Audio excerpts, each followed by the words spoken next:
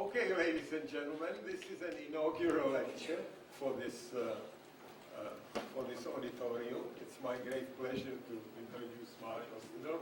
I know Mari for many, many years because all the time I seem to be trying to hire her. And originally she was a student of Bob Gray at Stanford University. Then I let my eye off her, and she went to BBN, if it's correct, and then to Boston University. There, maybe she was trying to hire me. Then I was trying to hire her for here, and now in some negotiations that are having to do with the COE, she also entered into discussions. I'm not going to go any further in this. Well, we're going to separately hire students. You hired the students. Anyway, she's now at the University of Washington, and she's going to talk to you about transcribing speech for language process. Thank you. I'm honored to be your inaugural lecturer. So this is I got to tell you a little bit about this little story here, so you understand why I have all this stuff on the front page.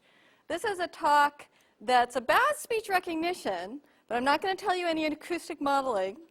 I'm going to tell you a little bit of language modeling, but it's not about algorithms, really.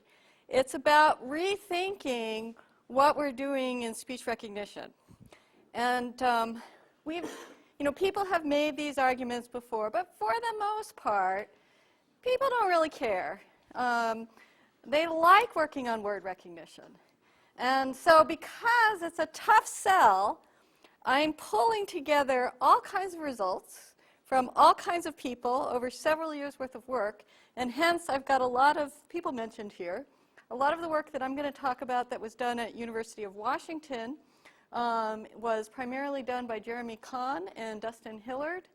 I've also got some recent results that reflect a collaboration with Mary Harper and one of her students that I'm pretty excited about, and you'll hear about.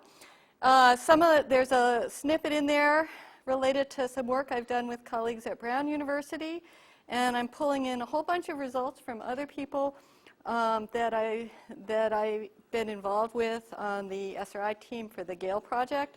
So you're going to hear a lot of different results. Hopefully you can put up with me and see the forest through the trees, and hopefully you can buy my party line that speech is more than words.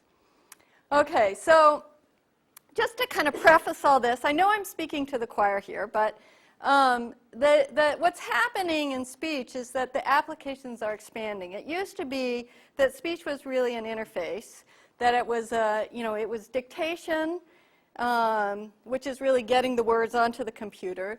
It was maybe command and control or phone-based information access, like we see now in real applications. But now it's turning out that speech or spoken language is not just about communicating with a computer, but it's an information source in itself. And what's happening is that disk space storage cost is so cheap, you can just store it. And communication developments have really gotten better, so you can listen to it.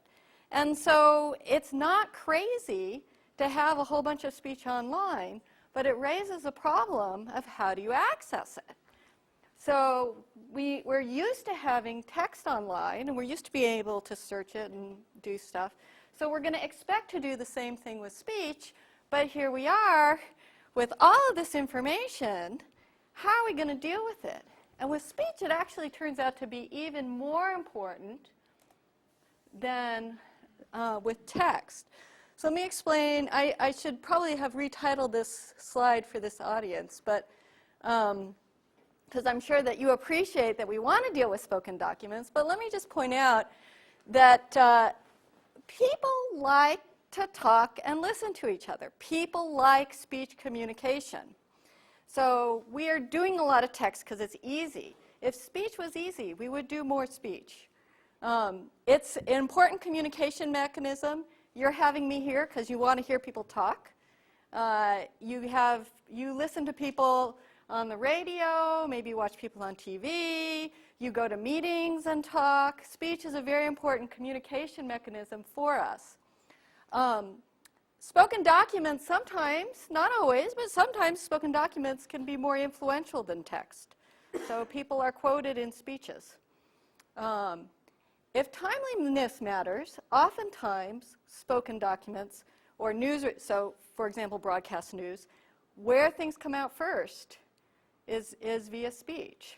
Not always, but oftentimes that's the case. So speech is actually not just for conversation. It's actually an important mode of communication, an important source of information. Listening, but then now we've got all this speech online, let's say, and we do have all the speech online, but we'll get more. Listening speech or viewing a video is way slower than reading text. So it's impossible to access all that without tools. So spoken language technology for retrieval, summarization, etc., is way more important for speech than for text. In addition, if you want to look at video, it may turn out that the audio cues are more important, as Sanjeev was telling me in some cases, than the image. But certainly they add extra information that really help. And so speech is important. But on top of all of this, what makes it interesting to work on this problem here and now is that speech recognition technology is good enough that you can actually think about doing interesting things with spoken documents. Okay, so that's kind of the context and why I'm interested in this. But what I've tried to set up is that we're looking at speech as an information source. We're not just transcribing speech for transcription's sake. So the take-home messages of this talk are going to be, first of all, that speech is different from text. You all know that, but until you really look at it, you tend to forget how different it is. But importantly, spoken language is not just a sequence of words. There's more information there. That leads us to wanting to do rich transcription, so transcribing more than just the sequence of words. Okay? And if it's just a sequence of words, you can think of it as noisy text, but it's not just a sequence of words. We're going to get more out of it than that.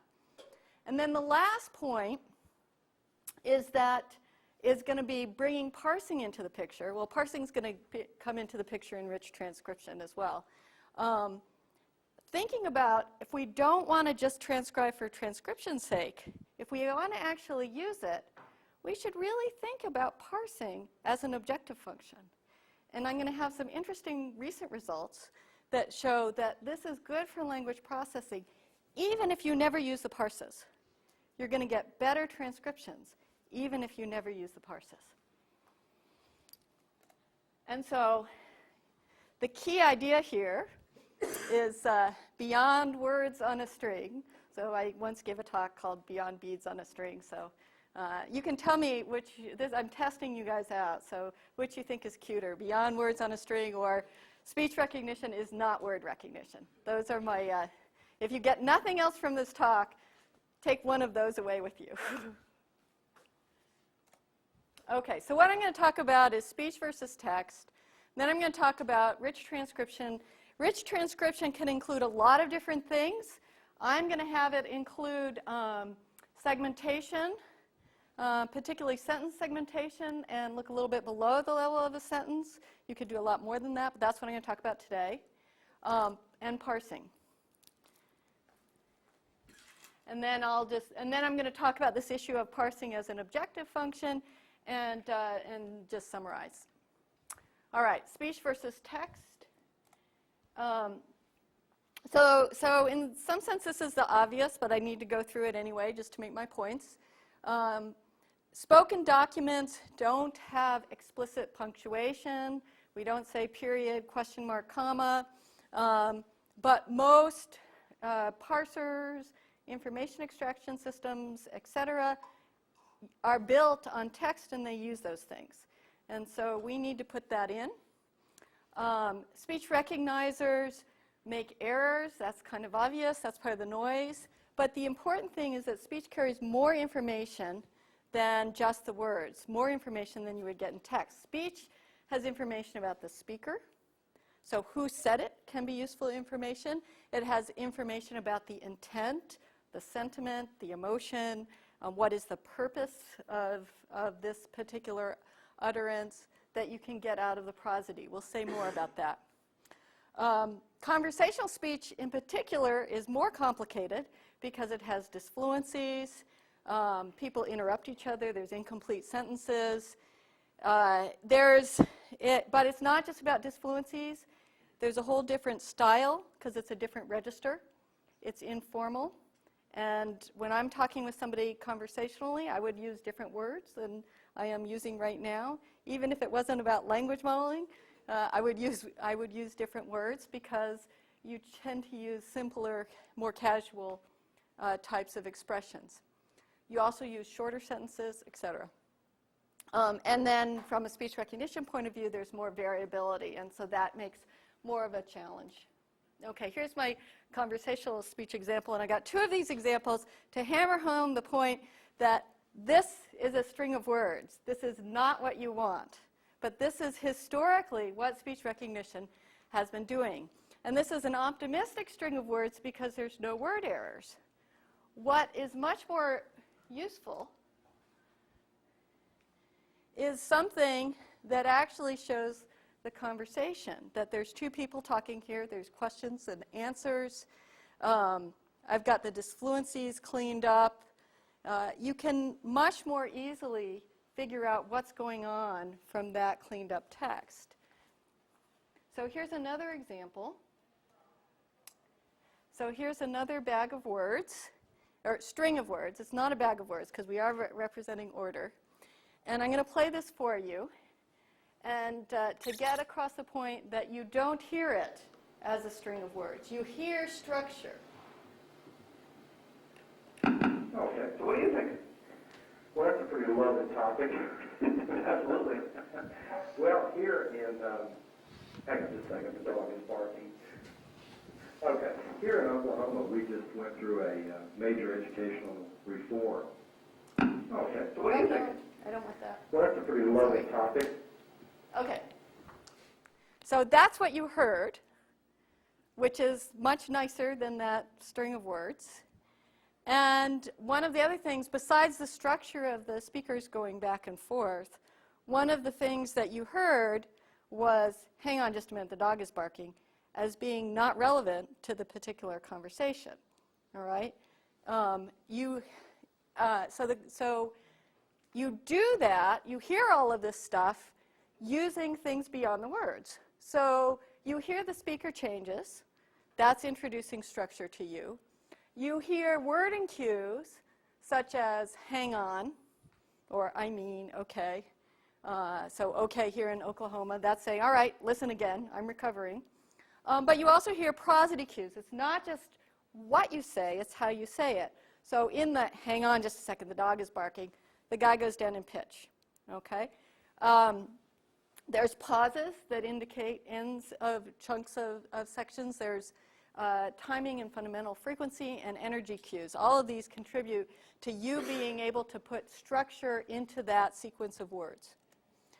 Okay, and this is harder even. This is ideal because there's no errors. Right, so what we need is a rich transcription of speech.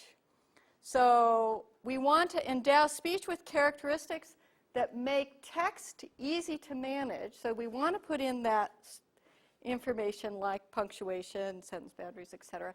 But we don't want to discard that extra information. We'd like to also retain some of that extra information that makes speech more valuable to humans. So for example,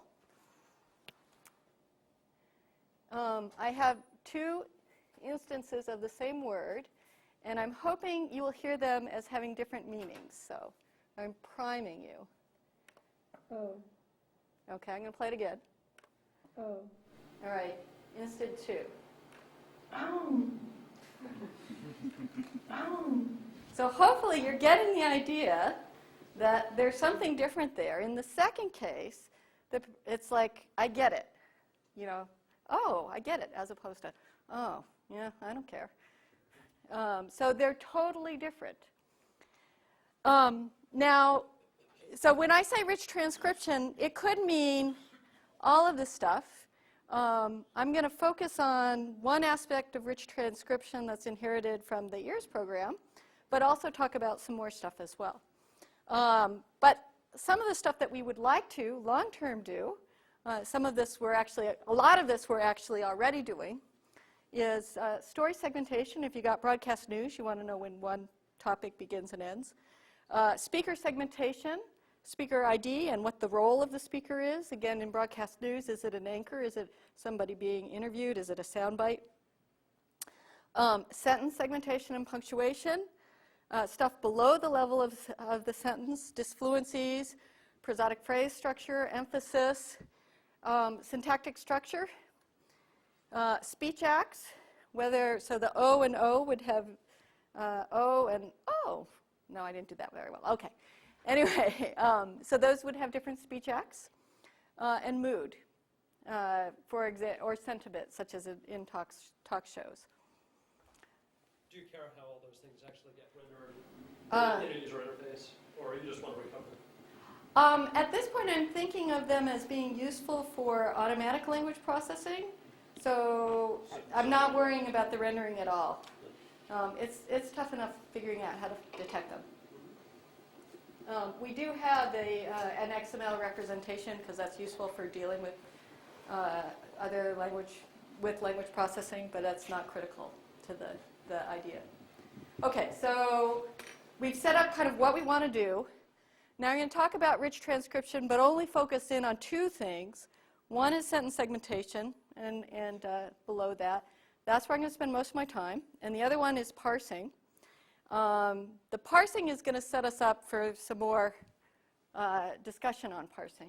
But let's start with sentence segmentation. Okay, now before I get into this, I need to kind of tell you, I told you I'm going to talk about a bunch of experiments. Now this bunch of experiments is not all on one thing. It's presenting a big picture story, so it's on different tasks. But the idea is all of this stuff is aimed at speech transcription to support language processing. So the language processing might be retrieval, so you need story boundaries for retrieval. It might be machine translation. We've got some experiments there, information extraction, parsing, question answering, etc. So that's what we want to serve.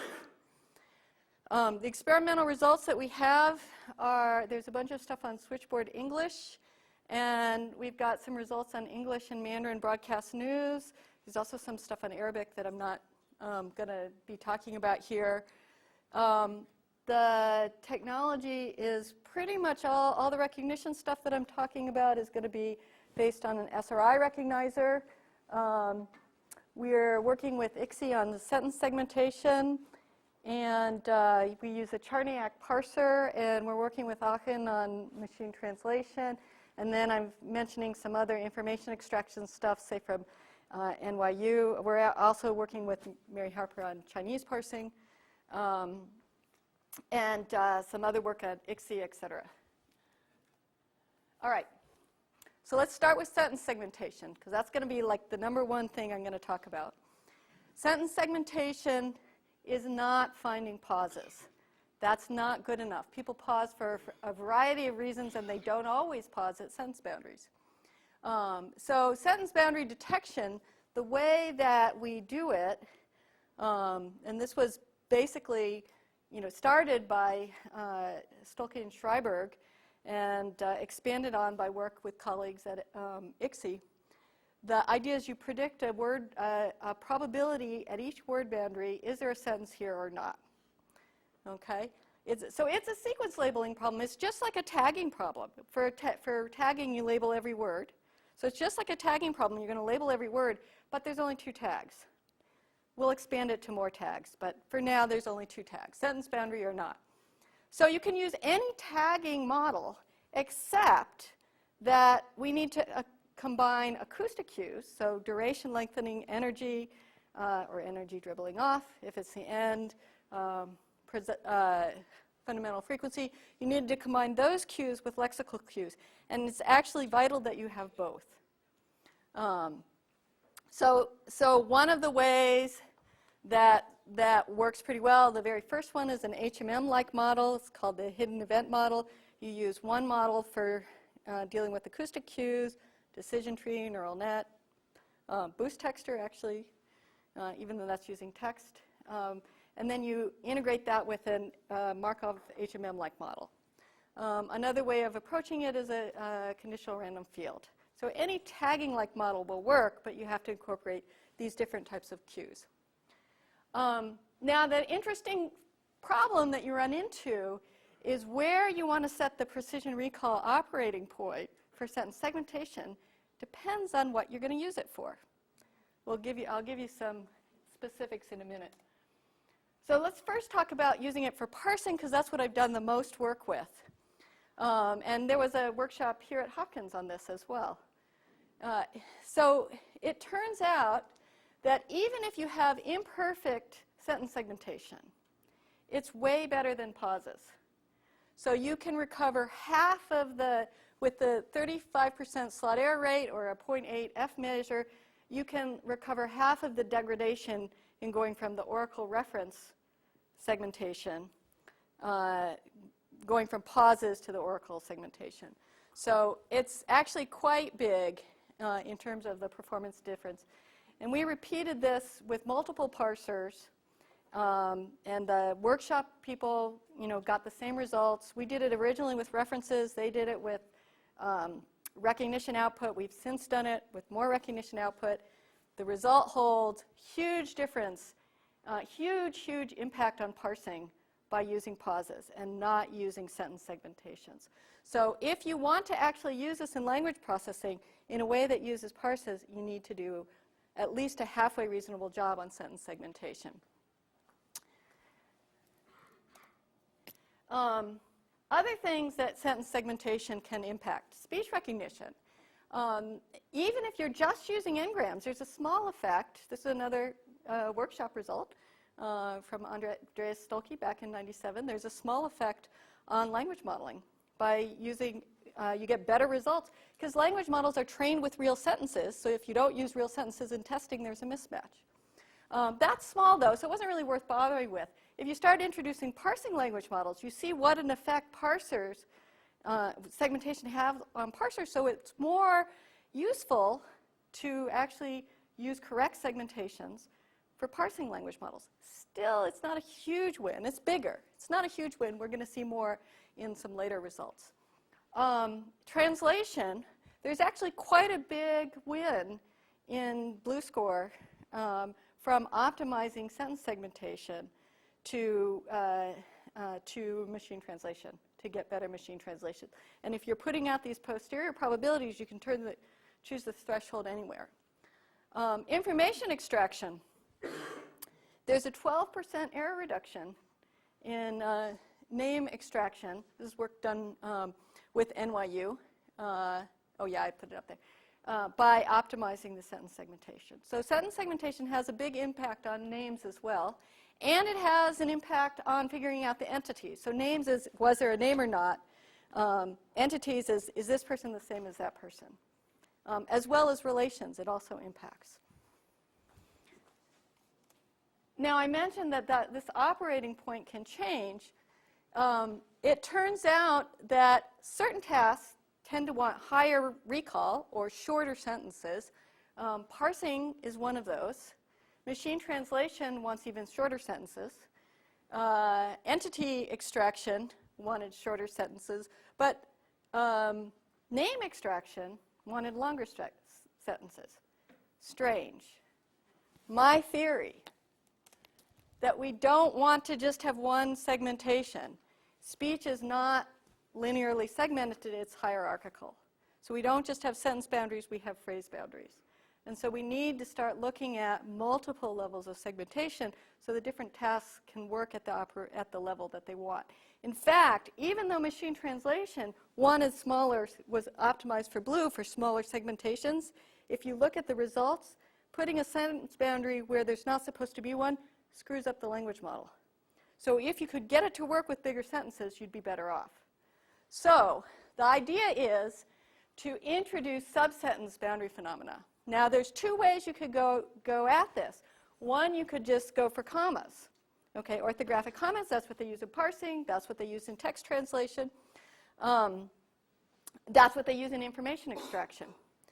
And we did this little analysis of some Mandarin data. This is broadcast news. And it turns out, if you look at reordering in translation, you don't very often reorder across commas.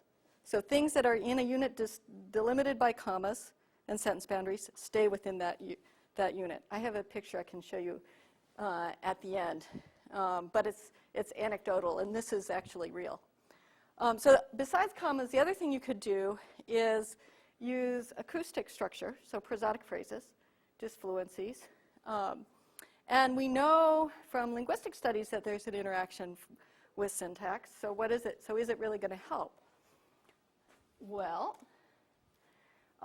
with name tagging, it definitely helps. And there was actually there was an earlier study by BBN that showed a huge degradation when you threw out the commas.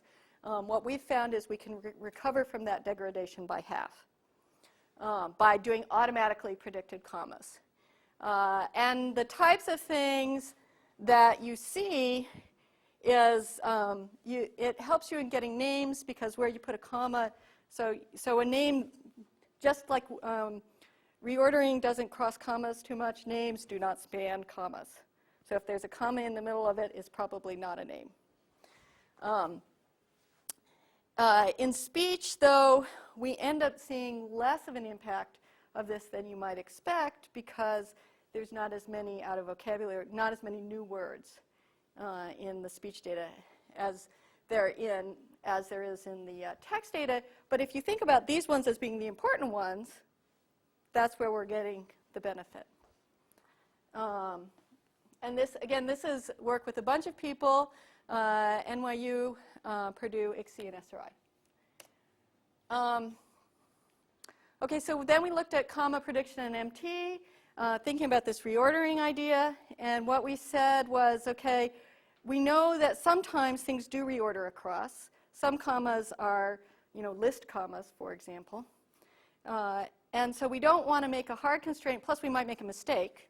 So we don't want to make a hard constraint, we'll make a soft constraint. And so it's a pruning, it's like a pruning criteria for machine translation. And so we tried this on Mandarin to English. We also tried it to Arabic. That was a disaster. We'll come back to that. And what we got was a small gain in blue, not statistically significant, so it wasn't used in the recent evaluation. However, if you look at anecdotal examples, we actually are finding a gain. So, we think that it does need further tuning. It may be that it's helping and we're not seeing it because of the error metric. But it's also the case, we believe, that commas aren't enough.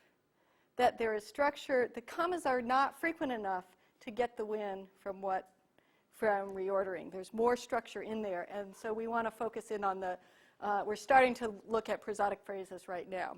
The other problem with commas is commas are noisy. People aren't very good about being consistent about them, certainly in English. Apparently in Arabic, they're really noisy, and so we had lousy results predicting them. And I couldn't, we were wondering what's going on. We did really good over here. Why are we doing so bad over here? And then somebody told us, forget it, don't even try. So it's a language-dependent thing. Prosodic structure is in every language. Now, the cues are slightly different, but it's there in every language, and we hope to use it. Okay, so let's go now to say we're going to try to use prosodic structure. And we haven't done it on news yet because we don't have any labeled data, but we have done it on Switchboard because we have some labeled data. And what we decided to do, working with Johnson and Cherniak, is to put it into the re-ranker. So no changes to the parser. You could use the parser just as it is, and we're going to use it as a feature. And the feature is add a major. So what happens with prosody is that major syntactic boundaries is where you tend to have a break. So what we looked at is kind of an expected value of prosody breaks at syntactic boundaries. That was the feature. So if you have a high break at a boundary where you'd expect it, that's good. If you have a high break at a boundary where you don't want it, that's bad. Okay? So that's all it is. The features, it's a tiny amount of features relative to the lexical syntactic features that they use, 1,300 relative to 50,000. And basically what we get is, whoops, I forgot the result. Oh, no, I do. Basically what we get is that they're almost as good as the 1,300 features are almost as good as the 50,000 features. When you combine them, you get even better, but it's a small gain. This is switchboard, where there's very few intermediate structure. We expect this to be a more significant result in broadcast news, where it's pretty extensive. What's the definition of prosody break there? So we have 3, I don't have the details here, I'm sorry, I can bring them though, pull them up later. We're representing 3 categories, mostly because that's what the distribution is in switchboard. There's an intonational phrase break, which would be a Toby 4. There's a hesitation boundary, which happens tends to happen after us. So there may or may not be a disfluency there, but sometimes there is a disfluency there. So there's fluent intonational phrase break, hesitation break, and default word break. And so we have posterior probabilities All for signal by pause. no, Contains some kind of acoustic pause, no? no, they don't have to. Okay. They don't have to. So the cues that we use are the pauses, duration lengthening, prosody changes, particularly across boundaries, and energy So cues. the human considered it to be a break. Yeah, so this is all based on hand-labeled data. And then semi-supervised training to a larger set. And the features that you're looking at here are the conjunction of prosodic events with being at a particular place in a single rewrite rule. So it would be, it's basically exactly the Johnson non-local feature. So how many times did this constituent of this length appear in with this prosodic break, or with the expected value prosodic breaks appear in this parse? So they're not, except the difference is the lexicalized part is taken out. So it's doing constituent label, break ending, length, and there's one other thing that's maybe height or something like that. So you don't actually care about the internal structure of the constituent, just whether it contains comma or... No, this isn't comma, this is prosodic I structure. mean, that's right. I mean, Yeah, at the end. So you're only looking at, because that's the salient cue is what's happening at the end. But you do this for all types of constituents. So you're getting internal structure by doing it for all types of constituents. But it's exactly the stuff that's in the Johnson-Charniak re-ranking paper, minus the lexical features. Yes, so Murray, just to understand more clearly, so there are essentially 3 kinds of prosodic phrase breaks. One is the default, meaning there is no break here.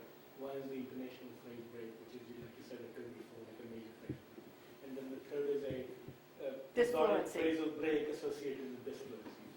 Yeah, so it's, And these were marked by humans by possibly the Shattuck-Nagel group or whatever. yeah. In fact, you guys paid for it. Yes. Yeah, except for we and you cleaned it up. and we cleaned it up. And we cleaned it up, yes. But then the features that you mentioned, the F0 and all that, those are what are used by the machine predictor. Exactly. So it's But not the that- humans listen to it. Of So course, the humans, of course, had F0 tracks and everything, so they of course looked at the same thing. right. Yeah. So that particular categorization we would not use for news. Okay. It's too fine-grained. It's just that in switchboard less happens. Yes. In Um, fact, Jack paid for it. hmm? I said Jack paid for it. So the other thing that we've looked at is interruption points. So handling edits differently in parsing. So this is work, again, this is all inspired by Charniak and Johnson, using their tag model. Basically what we were looking at is what's the role of cleanup versus edit detection, and what's the role of prosody in it. The good news is that acoustic cues really can make a big difference in edit detection. The not so good news from my perspective, but good news from the overall perspective, is that the most important thing is training the parser on cleaned up data. So on your training data, pull out the edits, then train the parser, and then do this joint edit detection parsing in test. So that was the most important thing by a lot. Okay, so this is just a little aside. In all of this stuff, what we're doing is somewhat controversial, but I passionately believe in it, using these Toby-style breaks. As I said, there's these 3 classes. Importantly, we don't make hard decisions. We use posterior probabilities, do expected value type things.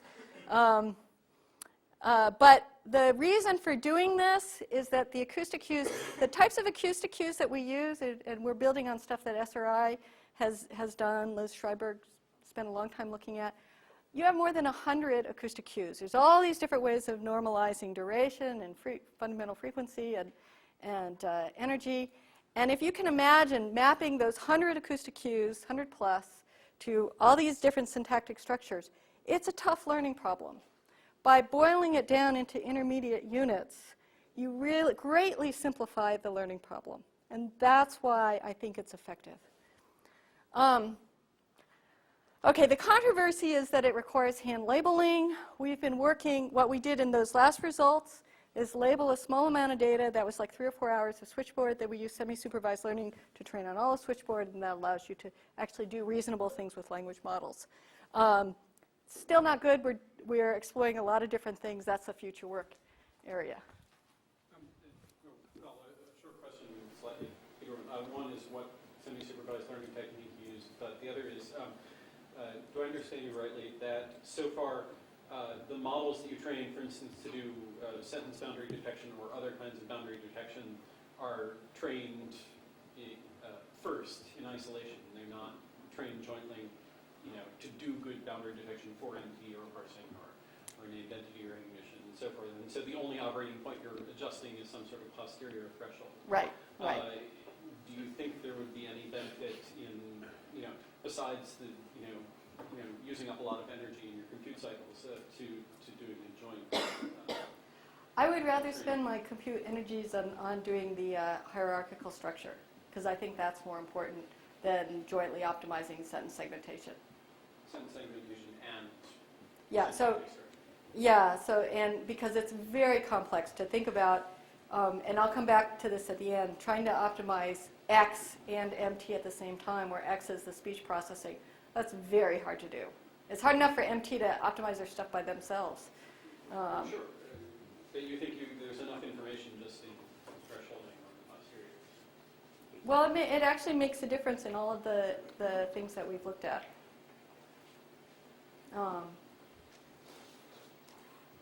Okay, so now I'm going to move on to parsing. Okay, parsing, lots of people think parsing, particularly people who are working on parsing, lots of people think parsing is going to be useful for understanding, like in human-computer dialogue systems, lots of things for spoken document processing, translation, information extraction, blah, blah, blah. Okay, but actually it has been shown to be useful, particularly recently, in speech recognition in terms of parsing language models, as at least you guys will believe in. In event detection, it has, you do better event detection. This is a Gale result. If you do better event detection, that increases your precision in document retrieval by 20%. That's a big number. Machine translation, ISI, and others have showed that syntax is useful. So there's real reason to believe that parsing is useful. Focusing on the parsing in ASR, because that's what I've actually been involved in, and have some interesting results. There's lots of people who have worked on parsing language models. One of the problems with previous work is not actually in the models themselves, but in the evaluation. So most people have looked at things where your sentence boundaries are given to you, but they're not. And so we have to look at what's the implication when they're not. There's some discriminative models that are out there that are not using multiple parses. If you think about a parsing language model, it's summing over the different trees. But if you just do one, then maybe that's not the best thing. And lastly, people are using parsing language models to find words. but maybe we don't want to just find words. Maybe we really want to find parses too, and is it helping us in getting a better overall output, not just from word error rate, but from a parsing point of view as well. So what we decided to do is we're not doing anything with the parsing model itself. We're just looking at this broader picture. And there's also been work done on parsing speech for parsing's sake. But then that was just saying, okay, first we do the speech recognition, and then we do the parsing. And that was the workshop from a couple years ago. Okay, so what we're going to do is say, we're going to do parsing and recognition treated as a joint process. Okay, we're going to decide on the end result together. So we've got n word, and this is n best, but now we have n best words and n best parses. Okay, and what we're going to do at the same time as exploring that space, we're going to assess the effect of segmentation. Okay, so here's our first set of results. This is using, as the objective function, word error rate. So it's a parsing language model. So what I've got here is word error rate, and here is Parseval, the speech version of Parseval. Okay, so what you can see is, so what we did here, this was a discriminative language model type approach, discriminative parsing, but we have multiple parsing options, and instead of having just one and doing the Johnson features, what we do is we take the expected value of the features. That's how we incorporate the multiple parses. And indeed, it's better to take expected values than to use one parse, or to use individual parse features. So that was nice. We find that parsing, that these extra parsing features, though, help a whole lot more if we have a true segmentation. So in this particular case, for word error rate, unlike our previous results, unlike the parsing results, our automatic segmentation wasn't good enough to make a difference. So you go from 29 to 22.3. This is adding parsing features. 22.3 to 22.3, changing the segmentation, nothing. If we had the true segmentation, we'd be down to 21.5. So segmentation does matter if you really do it right, but you have to really do it right in this particular example. However, you get a win, even though it's not helping on word error rate, it's helping on parsing. Okay? And even though we're not optimizing for parsing, okay, it's still a serial process. We're getting a win in the Parseval score. And the reason for that is that the Parseval score is effectively a weighted word error rate. I'll give you an example a little bit later to show you. But since it's effectively a weighted word error rate, if the words are better, the Parseval score is better. So it's not surprising that when words get better, so words get better here to here. Okay? But as segmentation gets better, even though the words are no better, the parsing gets better. So segmentation is playing a role if what you care about is the parse, even though it doesn't change the words at all. Okay. Now, this is some anecdotal examples, but I think we have a whole bunch of them. They're pretty representative. We got things that I didn't entirely expect, so I think it's actually pretty interesting. There are two types of things that showed up in lots of examples. And one of them is this issue of n-grams tend to have a bias towards frequent words. So one thing, if you've ever listened to any data or looked at frequent n-grams in Switchboard, you will know that yeah is a very frequent word in Switchboard. And yeah shows up in all kinds of recognition outputs because it's a frequent word. And so I've only included one example, but I have tons of them. So when they're yeah, so when you add syntax, you get the real word. O is another one, another frequent word that gets fixed when you add syntax. And there's tons of these examples. Another very interesting example that may seem to you like this is not a big deal, because it's just a function word thing. But from a language processing perspective, it is a big deal. So we're picking up some of these contractions. So these are there and there, very confusable. Where and where, pretty confusable. We're picking up those contractions using the syntactic language model. And those contractions, they and we, those pronouns, if you're interested in entities and what people are doing, you want to get those pronouns. Okay? So those are actually, they're function words, but they're important. Okay.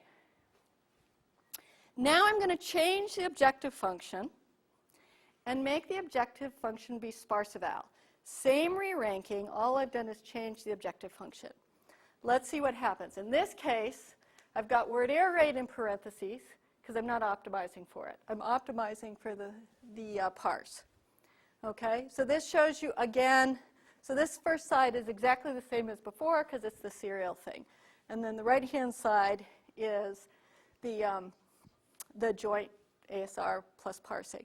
So again, you get a much bigger win if you have the right segmentation, but you're still getting a win here with the automatic segmentation.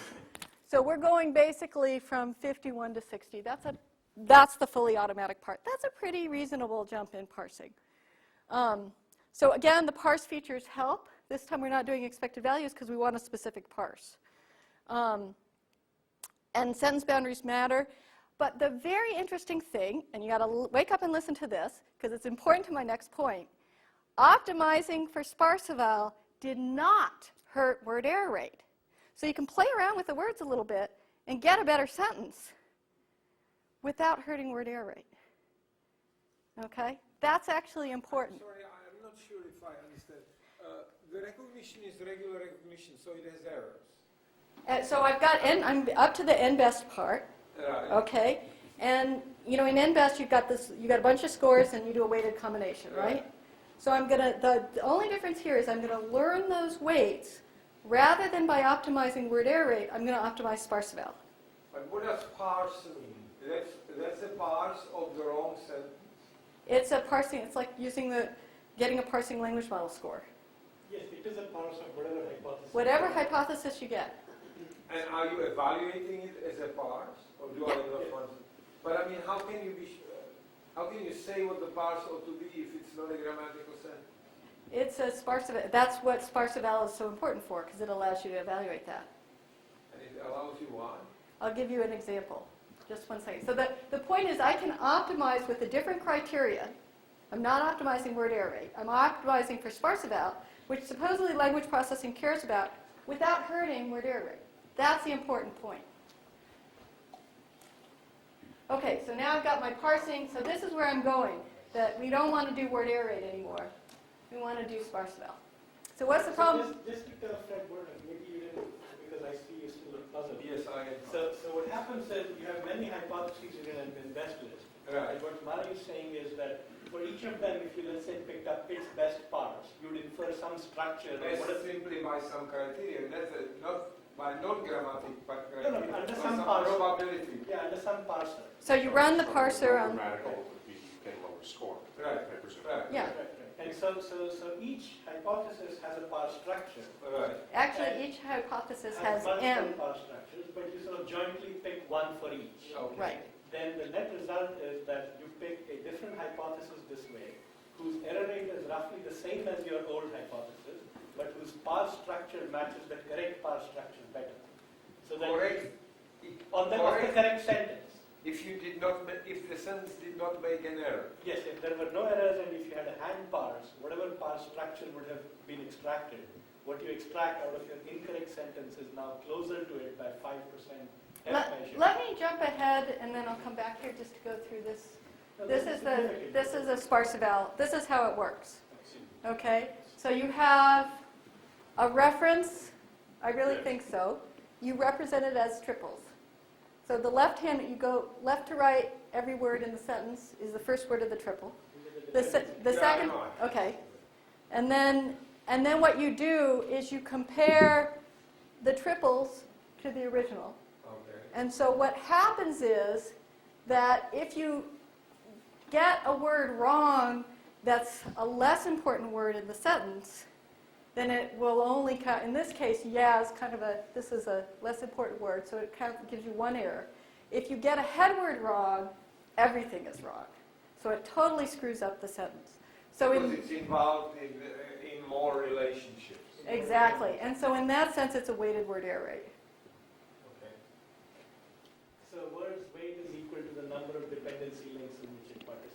Exactly, exactly. So what is the problem with word error rate? The problem is that standard word error rate treats all words as equal, okay? And they are. And everybody knows this, but of course we use word error rate because it's easy. Now, it turns out that for those of you who follow this Gale stuff, people have observed that you can improve word error rate. You know, improving word error rate doesn't necessarily mean you're going to improve MT, and there's not very well correlated. But those of us who want to continue working on speech recognition have actually looked at examples, and you can see if you make errors in speech recognition, you do make errors in translation. So we know that it matters. So how come we're not seeing it in word error rate? Let me rephrase that sentence. Not those of us who want to work on speech recognition can do that. Those of us who really want to help the MP folks look back and realize that the speech recognition is unique. Thank you. Okay, so the idea is to use a weighted word error rate, and I'm old enough to know that's been tried, and that we didn't gain a lot of success, but at the time it was tried, people were still really just doing transcription. And what's different now is there's applications that people are actually using this speech on, that language processing applications, so you can assess correlation of the recognition objective with these applications. In particular, what we've looked at so far is MT and assessing correlation with HTER, the human translated error rate. And the other thing that's interesting is we now, thanks to the Hopkins workshop, have sparse eval, which gives us effectively a linguistically motivated word error weight. A linguistically motivated weighting strategy. And we can do it, the other nice thing about this is you can optimize then ASR alone without trying to do it with MT together, because that's such a huge problem. So you can compute this sparse eval thing directly on the speech recognizer output. Okay, so we just did this. So what we recently looked at, and this is the work with Mary Harper, we looked at trying to use sparse eval instead of word error rate. The motivation being that we're going to put more weight on the head words. And I just told you, optimizing for sparse eval, we know now, at least in this one little example, doesn't really hurt word error rate. Okay, obviously we have to look at more data, but it's actually a reasonable thing to do. And in fact, if you want to use it for other things like information extraction, they use parses. So in fact, parse speech is an objective, or is what's wanted by many language processing things. So if that's what's wanted, that's what we should be optimizing. Okay, so the implementation here used automatic parsing for both the reference and the hypothesized word string. This was for Mandarin, using Mary's parser. And we used fully automatic sentence segmentation, so everything is fully automatic. Now, the problem with doing everything fully automatic is parser errors could impact utility, but since you want to do this in this optimization, it's got to be fully automatic. So we didn't know whether this would really work. And segmentation errors could lead to parsing errors, so again, we didn't know if this would really work. But it did. If you look at the Mandarin broadcast news data, for which that recently came out, and this was the current results that I have here were based on a subset because the analysis was done before everything was annotated. We looked at correlation of ASR, of word error rate to HTER, word error rate in Mandarin, HTER on the output in English, sparse eval in Mandarin, HTER on the output. And sparse eval gets a correlation of 0.48, word error rate gets a correlation of 0.35, even though this particular MT system did not use any syntax. Just adding the syntax makes it an easier language to deal with, easier word string to deal with.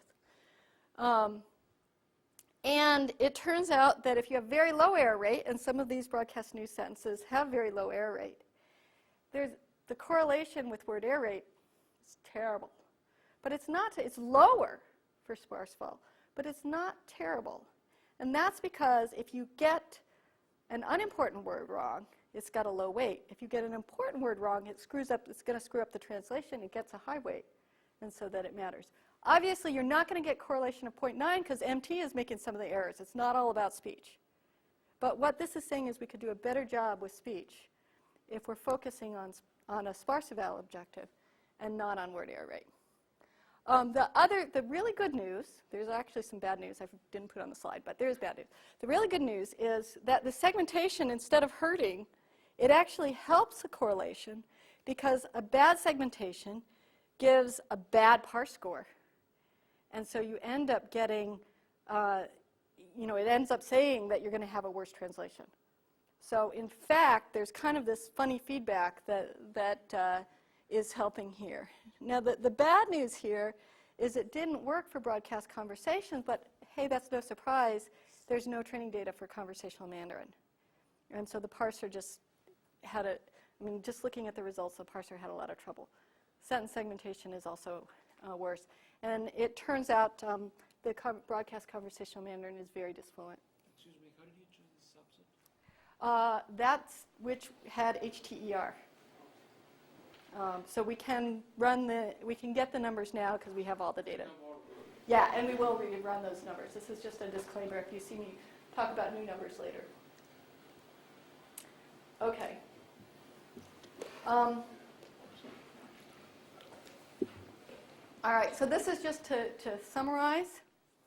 The point one is that spoken language is more than a sequence of words, and that by incorporating these cues to structure, we can make the output, the transcription, richer than simply a noisy rendition of text. And what you're supposed to say at this point is, oops.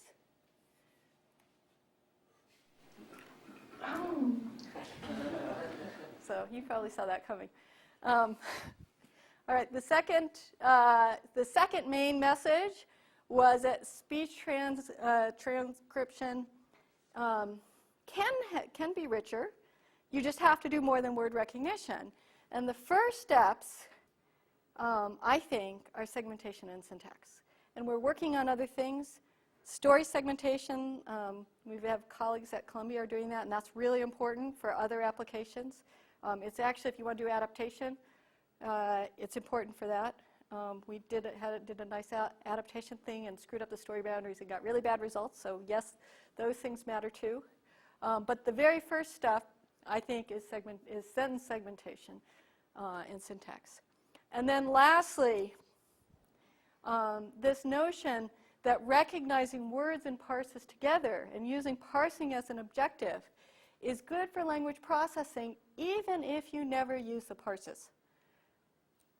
That parsing accuracy is just a weighted word error rate, but a well-motivated one that's going to match the applications that we have down the line.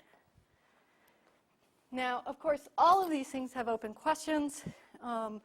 In terms of the richness of the stuff that's in speech that's different from text, one of the things that I haven't talked about is prosodic prominence or emphasis.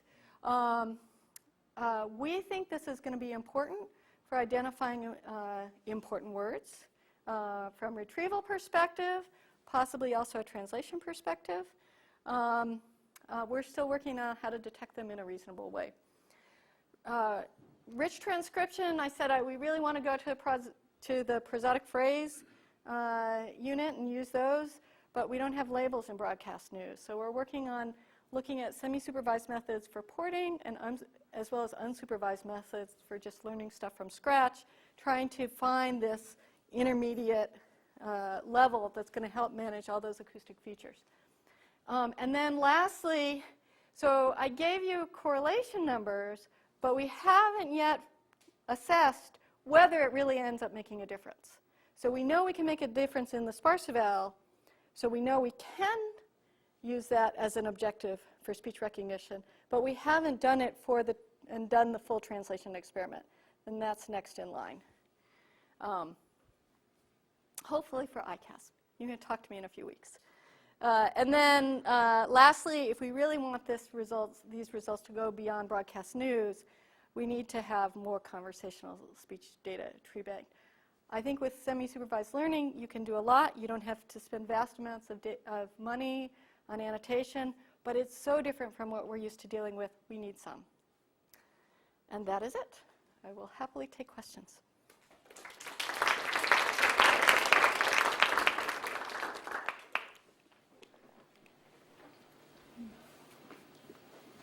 So as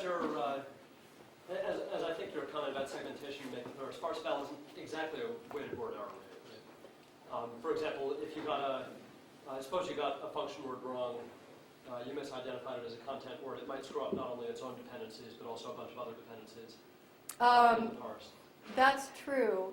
And it's also not a weighted word error rate because it's an F measure that we're using. Right. So that's an excellent point.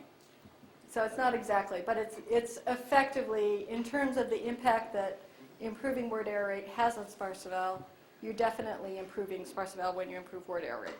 Yeah, it wasn't a criticism actually. I mean, I think it's probably a good thing that it Yeah, but you're absolutely, like ours that change the structure of the sentence. yeah. I mean, you could make it literally a weighted word error rate, for example, by parsing your ASR output, parsing the reference transcription, and then giving each word a weight proportional to the number of things dependent on it, let's say the number of children in the dependency tree or something like that.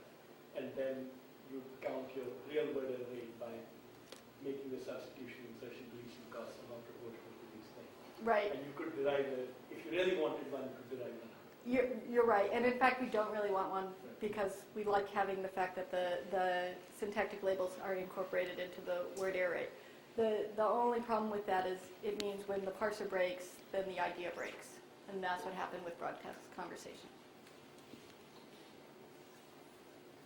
So in the initial example, you also mentioned it would be good to detect speakers, like person A spoke, person B spoke. Mm-hmm. Could you just elaborate on how you would want to do that and where it would be useful?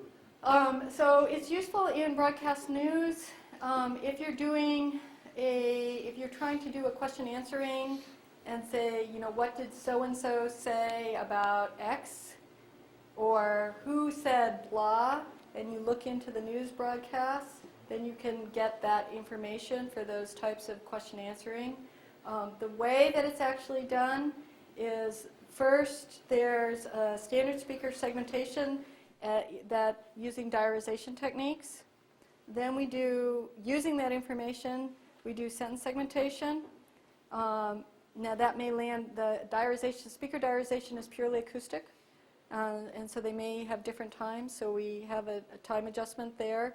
And then now we have stuff that's separated by, that's identified as different speakers, but we don't know who they were. Okay? So now you can use cues.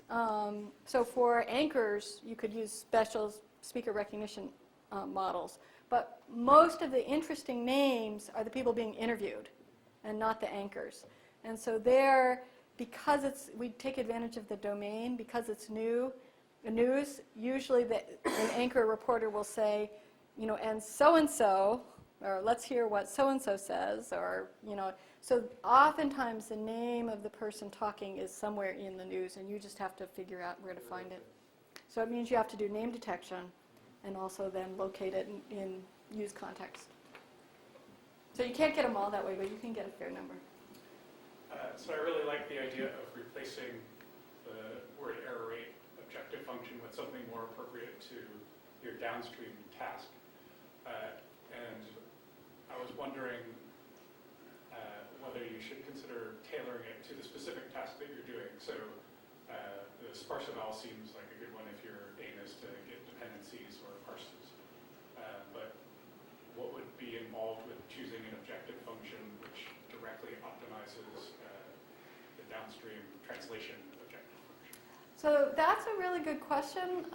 The reason why I'm excited about the sparse eval is that there's two reasons. One, there's a big move for people to start using syntax in translation. And then if you're going to do that, then you're going to want the parses. So then again, we're at the point where you have an output that wants parses. And the other reason is that this output is actually being used by more than one process. And that was the whole problem with this, with the sentence segmentation. It's being used by more than one process. And so you can't make a hard decision that's good for one and bad for another.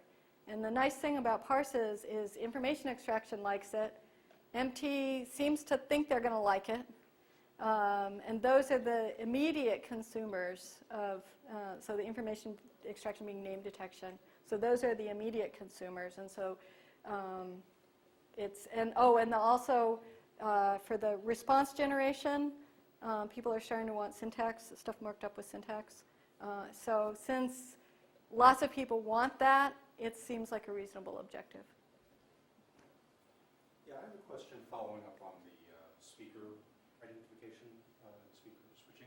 So if you have a conversation between two people, as you mentioned, the first step would just be trying to figure out where voices sound alike, and that gives you a first cut segmentation. The kind of thing that happens when I finish saying what I'm saying and then I'm expecting an answer from you, is that something that you can derive by your processing technique? Can you tell when I give it up the floor and expect an answer? Yeah, that's a good question. It's not, what it's interesting for is endpointing. So particularly if you have overlapping stuff, then it's useful for that sort of thing.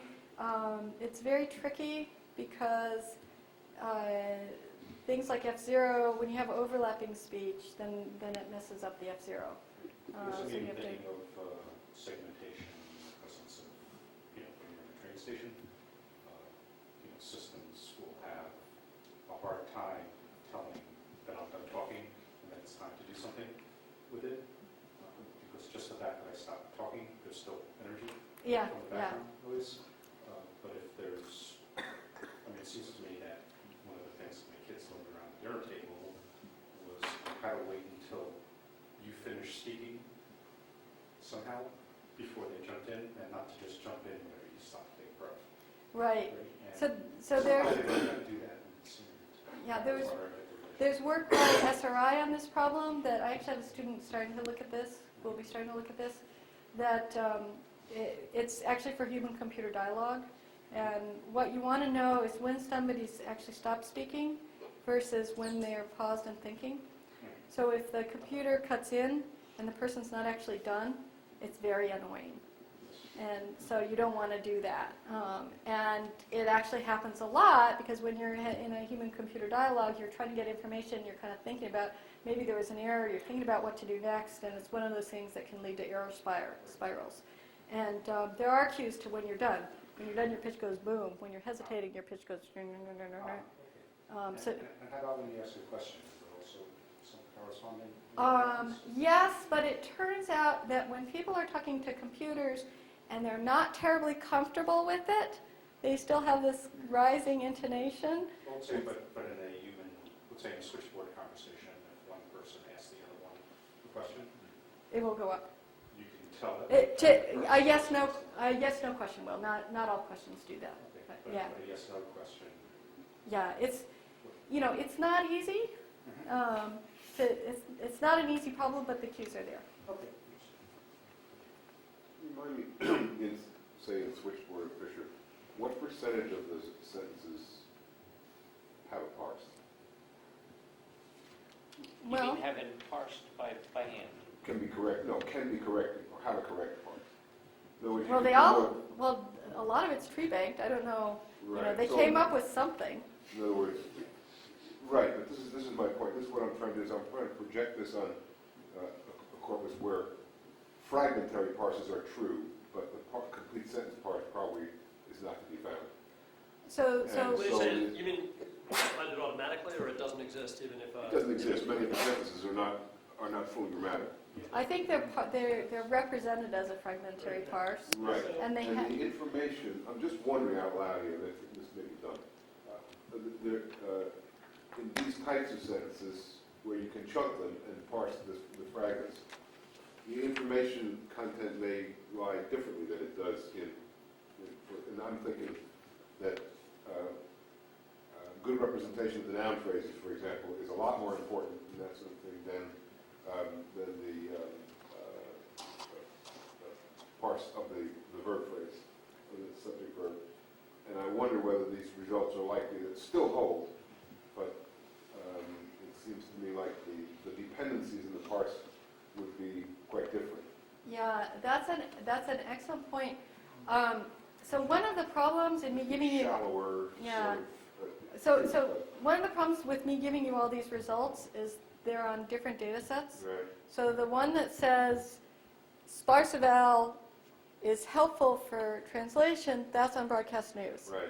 The one that says we can improve sparse eval by doing this joint optimization and not hurt word error rate, that's on Switchboard. Right. But what it does say is we can actually improve the parses on Switchboard by quite a lot. Yeah. And that particular parser did not use the tag edit model. So it could be much better if it did use that. So a more direct answer to Jack's original question is that Switchboard is fully parsed only in the sense that they had to invent new structures, which Well, I mentioned it in a don't very exist in the world. superficial sense. I mentioned it in a superficial sense. Right. How many of the sentences don't actually have a... Don't end with an S on top. That's right. Don't have an S. Many of them don't, and there is a new tag they have for, is it frag? Erin knows this. So we can just count up what fraction of the quote-unquote sentences are You can edited. do this Yeah. in the world of fragments, substitute for complete parses and do the whole thing. And it is. It's, And it is. it is done on all of that data. I don't distinguish. Everything has a probabilistic parse. Where different All right, parts I of mean, the I parse. didn't mean to get it. Yeah. Well, it I has said a, it wrong again. yeah, it has No, something. No, I think Mari's answer covers it in the sense I'm that not the correctly sparse eval, said. the sparse eval will, in cases a sentence has two fragments and nothing connecting them, the sparse eval will compare your output with those two fragments Right. and see how many of those dependencies you got right.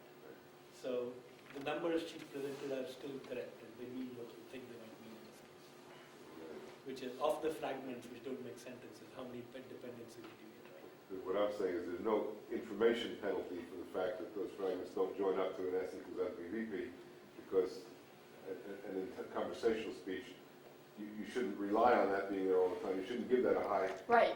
And there is no penalty. Unless if it joins in the reference, then there's a penalty. Correct. But otherwise, there is no penalty.